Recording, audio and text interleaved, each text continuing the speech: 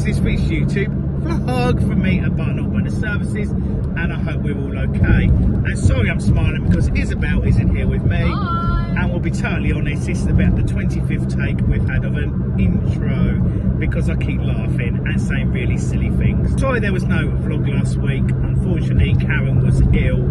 I was a bit ropey as well. We were so busy at work.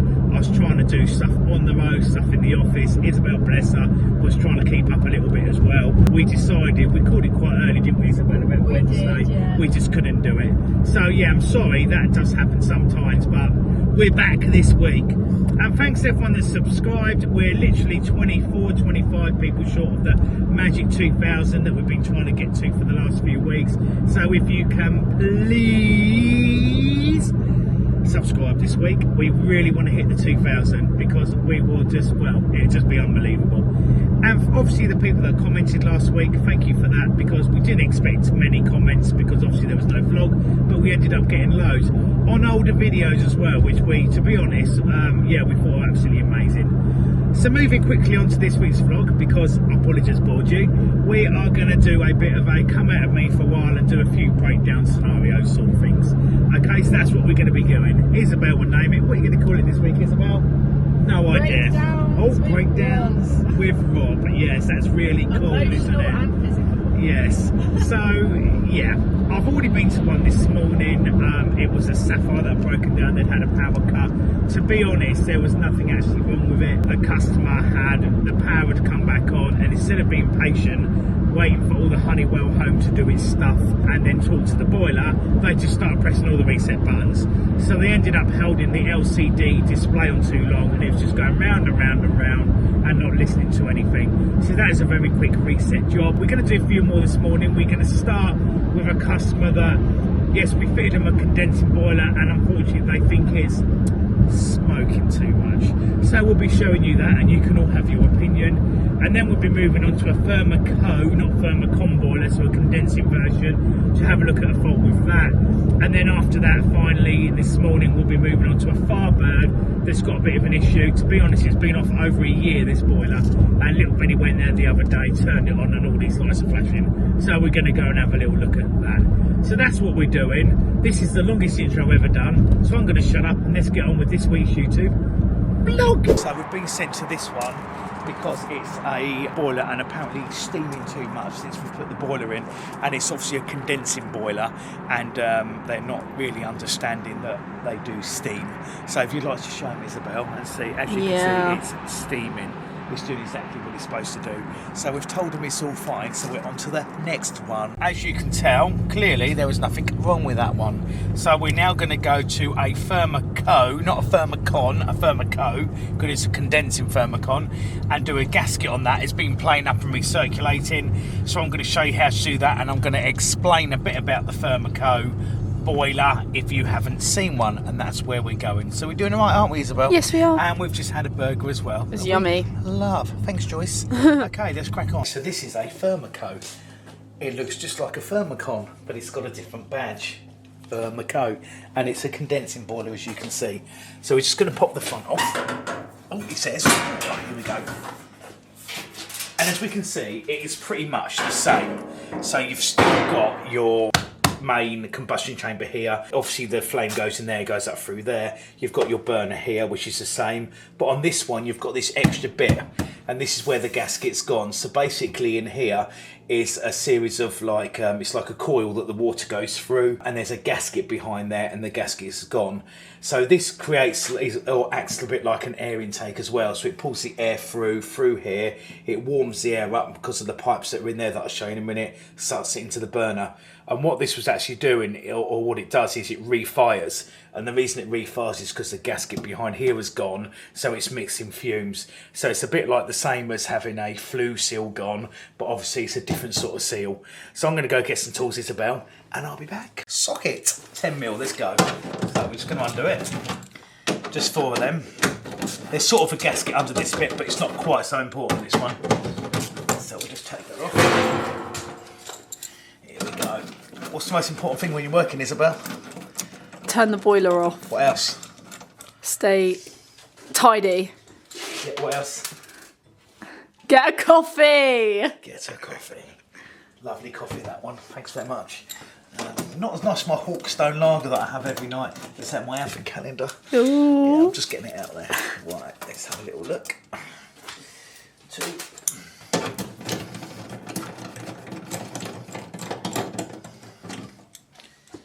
3. And 4. Okay, so you give it a little wiggle. And we turn it back.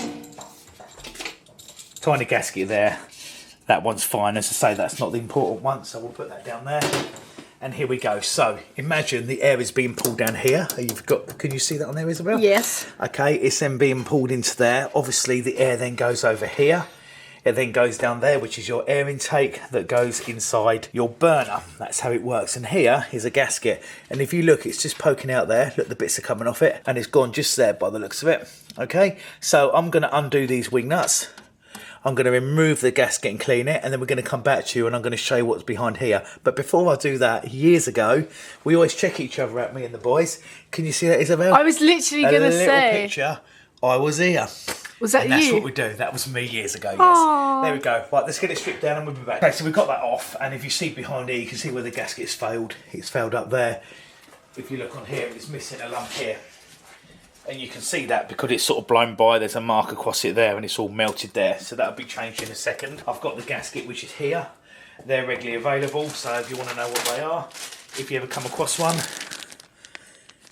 there's your part number. This has been refiring and this had nozzle in it a few weeks back as well. Now the reason it's actually doing it is it's called getting to the root of the problem. And if you look inside there, Isabel, you will see, I'll just get a pair of pliers, it'll be easy. You see all that, look. Okay, all that dirt in there. So the way the boiler works here is it fires at the bottom where the burner is. It then goes through here. It goes through the normal baffles, which were clear when we checked the other day. And then it comes through into this box again here, which is your secondary exchanger for your condense. And then it goes up and out. This is blocking. So all it's doing is when the boiler's firing, it hasn't got a good run of air to go outside. It's blocking in there. So I mentioned tubes earlier, that you've got these tubes here. They're the ones, the main water tubes that go through it, which warms the water up. With these, they can get like a lot of scale around them as well. So what we need to do is we need to pull this cover out around here, which is like a round tin piece. We need to pull it back and it will show all these tubes. The trouble with these tubes is you have to be really careful because when you put it back together, they can resonate and make a horrible noise. Hang on a sec. No, I thought he was doing it then. Okay, so yeah, they can resonate. So we're going to pull it back, give it a very gentle clean, make sure it's okay, put it back together so it looks a little bit better than that, then put a new gasket on it, and that should be much better for it. So yeah, let's crack on.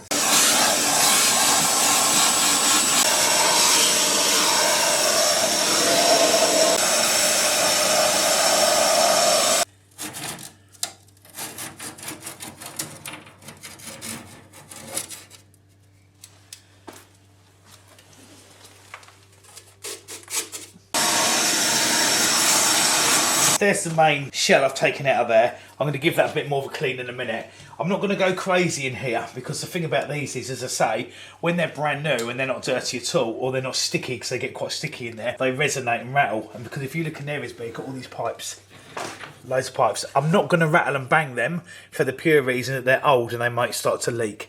Okay, so I'm going to give it a hoover out in the bottom here. I'm then going to lightly brush in there and hoover that. I'm going to get a knife and just take this off here as well, as you can see, and give that a bit of a clean up.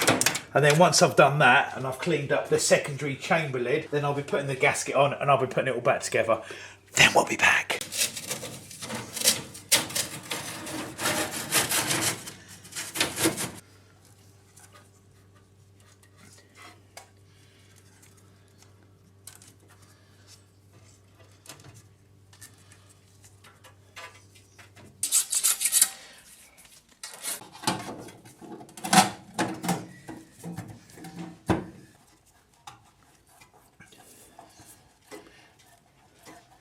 Okay, so we're putting this back on. As you can see now, I've got some black prints on here that I need to take off because it's so wet in there and sticky in there, as you can see. So I'll be cleaning that off in a minute and changing my gloves. But we're just going to get these wing nuts back on. They don't have to be done up tight, but you do need to do opposite. So it's like 1, 2, 3, 4, 5, 6. That's how you need to be doing it. I'm just going to be doing these now. I'm putting them all on first before I start doing them up tight. And then we'll put this outside cover back on. And then I think we're just going to nip into there and have a little look in there and make sure that's clear as well while we're here. That's back on. Like that. We're just going to slide these out the pockets here. And here, they're your thermostat files. And we're just going to check behind the combustion chamber. I expect it to be a little bit dirty. I'm not here to service it and do that, but what I don't want to do is to see it blocked. So we're just going to take them off now. Like, oh, not like so.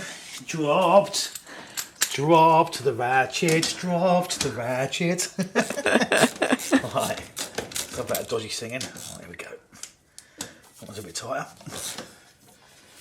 You never have to over tighten these because at the end of the day it's on a rope seal like other combustion chambers. Also with these they can snap, the studs can snap really easy as well, so you've got to be a little bit careful when you do them up, because once you snap one of these, unless you want to weld a new one on, that's basically the end of the boiler.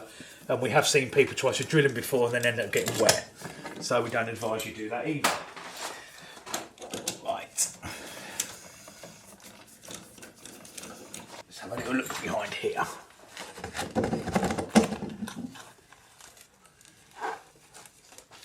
Okay, so it's got a staining of dirt, that's why it's been refiring, but the gasket itself is absolutely fine. Probably want one on the next service, but it's fine for now, so we're not here to clean it. And there's your main baffle inside here on this one, slightly different to your normal conventional Ferma Co, because in them you've got like flat plates that go like that, but this is essentially what you've got is this one here, and then a tiny little plate there.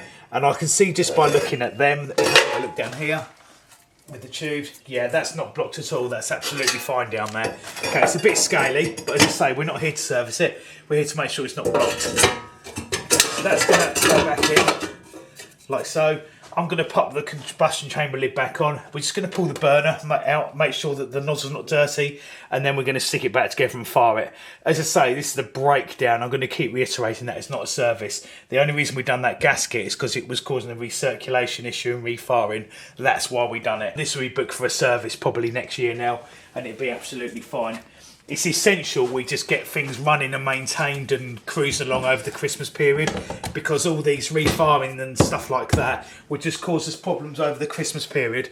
And the idea is to have a easy Christmas period, isn't it, Isabel? Yeah, and not keep going to work. that's the dream. So yeah, there we go. Right, I'm going to stick this back together and I'll come back to you. So we're just going to nip the burner out. We're not going to go through a full rebuild, but on these, the burner, when you undo it there, which is your main long nut there, that is a nut, believe it or not, when you pull the burner out, the blast tube gets stuck about here, it hits here. So we have to just take this screw out the front of the casing. But the only boiler like it. Some people struggle on some of the Grant boilers, but as a rule, there you go, a bit more room there. Okay, I'm just going to get a 13mm. I'm going to nip that undone.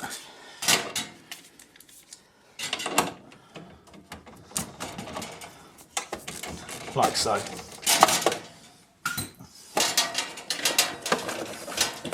Give it a wiggle.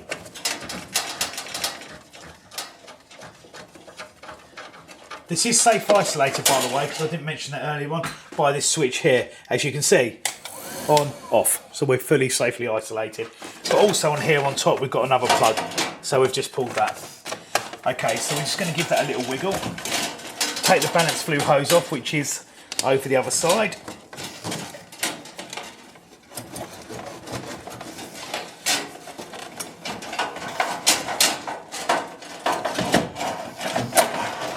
As you can see, they are a little bit tight. Now that nozzle doesn't look too bad in there. There's a tiny little bit of soot on here, but I just think where it's been refiring. So what I'm going to do is now, I'm just going to whip that off quick and I'm going to stick another nozzle in it and put it back together. While we're here, this is the max burner. That's just fell off. Okay, just so people are aware of it, because I'm not going to do the full strip down with you. There's your air intake there. There's your transformer there. There's your control box here. You've got your photocell around here, and you've got your fuel pump here. Capacitor around the back that's loose on this look, and your motor. The only thing to watch on these is when you take this blast tube off, just here, if you look, Isabel, there's your HT leads. Okay, they pull through. When you put the blast tube back on again, you must pull these back as well. If you don't, these leads cover the photocell. If they cover the photocell, it blows the transformer up. Simple as that. So as I say, I'm not here to show you all about the burner. This is just a fault finding one. So I'm just going to quickly stick a nozzle in it. and I'll be back. Okay, so we're just going to go back a step. I never actually changed the nozzle because my son was here a week ago and he changed the nozzle. So I've only actually cleaned the combustion head up because it was slightly dirty. And the reason it was slightly dirty is, like I said, because it was blocked behind here. So let's just go back a little bit. We've come here because the boiler's refiring. We couldn't show you it refiring because I asked for the customer to turn it off. We know what is refiring because we looked the other day. The gasket behind here had failed. It was also dirty inside the secondary combustion chamber. Obviously, I've cleaned that out. I haven't gone mad because, as I explained, if you make them immaculate, you then get a resonation noise in the house, which no one can work out where it's coming from. But from experience, it's coming from these pipes. So we're very careful about that. I've then put a new gasket behind here. We've checked here, it's not blocked, it's fine. We've cleaned the combustion head. And now, fingers crossed, Isabel, 10 seconds. So we're on a pre-purge now, so it's just sparking only and the motor's turning to get the airflow going, which is what we need to do, and boom, away it goes. That's a lovely crisp start. Okay, so that's it. We're happy with that. I also know it's due for service end of January, so we'll be back to service that. So we'll go through the setting up and all that side of it then and give it a good old clean, which we might actually vlog, because at the end of the day, we haven't vlogged a whole service on one of these. These are rare. We've only got about 3 or 4 of these on our books as well, so there we go. Right, Isabel, what should we do now?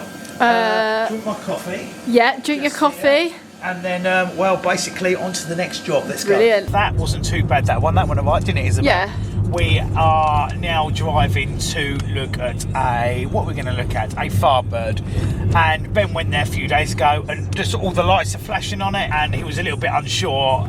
More to the point of it's been off over a year, this thing, because it's like in an annex. So he was worried that it was just something silly as opposed to something a bit dramatic. So that's where we're going now. We will see you there. Okay, so here we are. It's going now.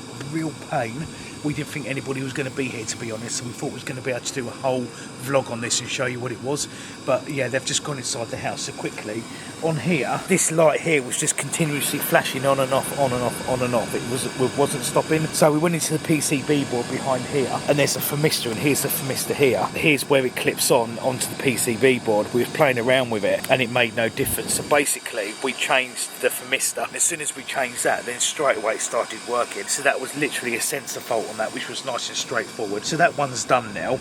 We're going to put it back together. We're going to chip off before the lady comes again, and we're going to move on to the next one. So let's go, Isabel. We need to explain that one a bit better. We were going there, 1 or 2 lights were flashing on the boiler all the time. The boiler had been off for a good year or so. Okay, they decided they wanted to use it again. It didn't go, so young Benjamin went and noticed all these lights flashing. So I got some thermistors or sensors, whatever you want to call them, and took with me today. When we got there wasn't supposed to be anyone there, so we thought this is ideal. What we're going to do is we're going to vlog it. But unfortunately, we see the customer there. So I ended up talking to the customer for the whole duration of me fixing the boiler, which wasn't really the point. But just to make it a bit more clearer, on any Firebird combi boilers, if you get any of the lights for the heating or the hot water just keep flashing all the time, then it's a thermistor that's gone down, or sensor. We call them sensors on Grants, thermistors on Firebirds randomly for some reason. Always look out for that one. Any flashing, make sure the connections are okay, change them thermistors. If it doesn't work, it's PCB board, but that's really rare on a Firebird, and they're very expensive as well. To be honest, they're not my favourite boiler. But yeah, it's all done now, so we're moving on to the next one, which is a Grant combi, a very old Grant combi, and it's basically totally dead.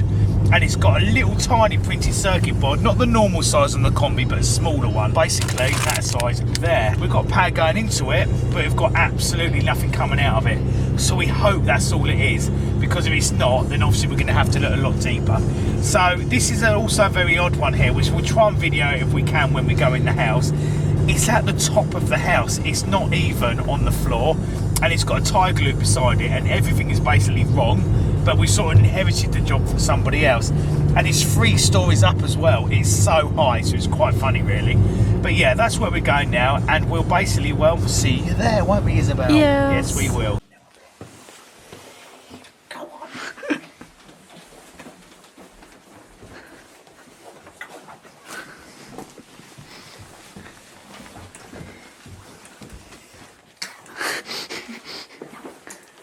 Everybody, look how far down it is.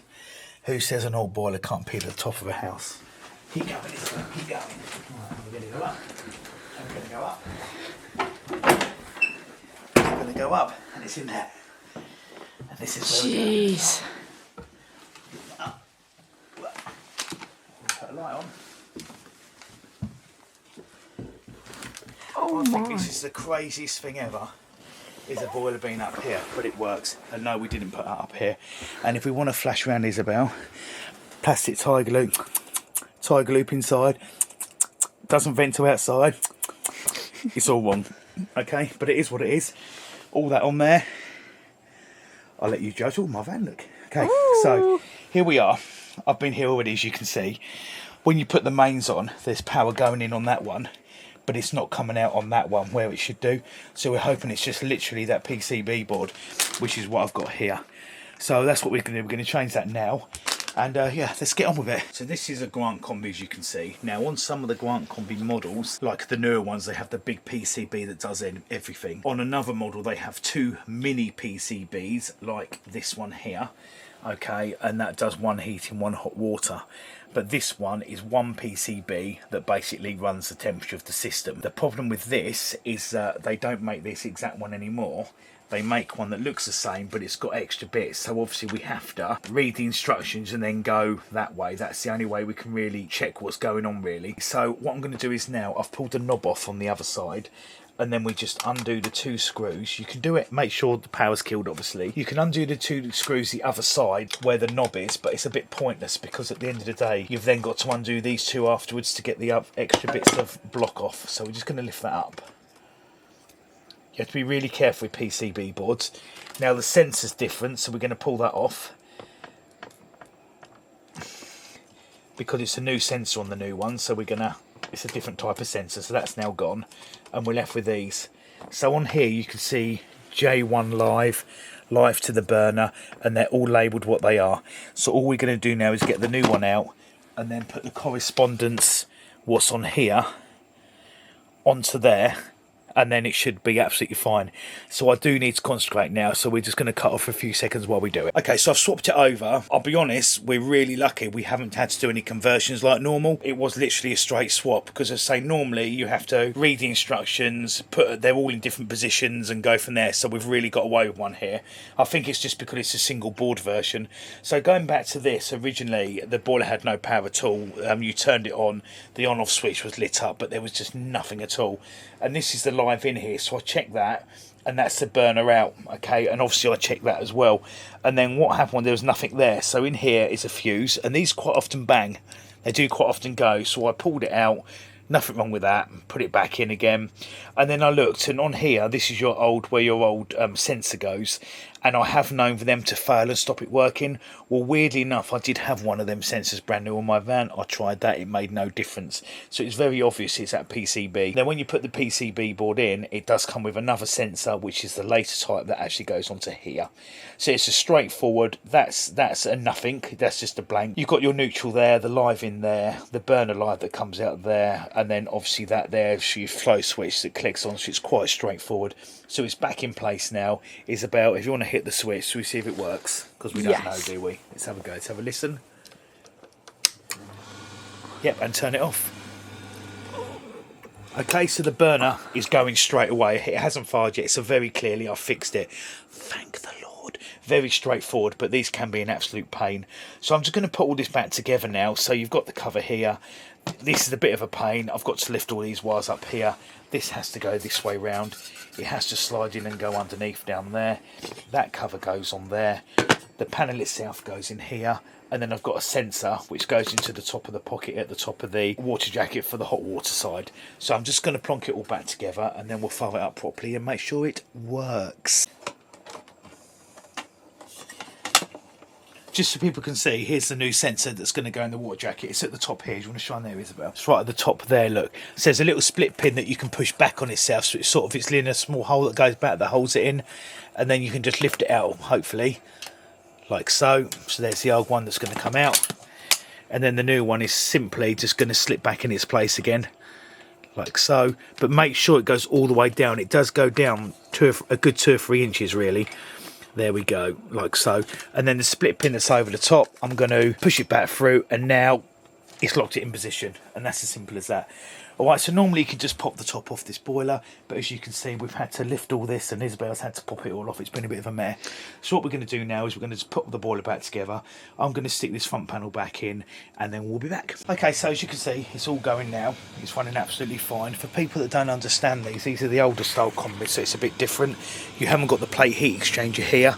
You've got your pump here. You've got your plate heat exchanger right down here.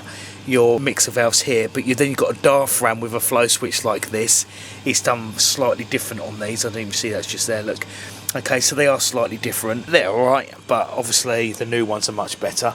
The problem here is, as we've said to you, it's so high up in the sky, so to speak, back to Isabel. It's so high at the top of the house that the tiger loop down there is literally bubbling like anything because the boiler's been off a week. It took heck of a job to get it going. But absolutely amazingly, I think the oil had run back a little bit. On the second or third go of trying itself, not me resetting it, it actually found oil and actually lifted it. So that's pretty incredible. We must be a good 5 metres up. Yeah. At least. At least. It's 3-storey high. We're a long way up here. So there we go. So this one's fitted. And yeah, back to the van. So we're back in the van now, and that's our morning done, isn't it, Isabel? Yes. Yes, and it's starting to rain as well, which isn't ideal either. So that is it. That is this week's YouTube vlog. Ching, done by us at Barton Allburner Services, and I hope you liked it. Please feel free to comment as always, because we love a comment, and we all know this, and we like to reply to them all. Also, if you haven't subscribed, please do, because as I said in the intro, we're very, very close to having 2,000 subs, which would be brilliant. So as I say, have a great weekend. It's not supposed to be a great one. It's supposed to be raining, but there we go. But at least it's only 3 weeks to Christmas, looking on the bright side. So crack on with your shopping. There we go. Anyway, until next week, stay safe.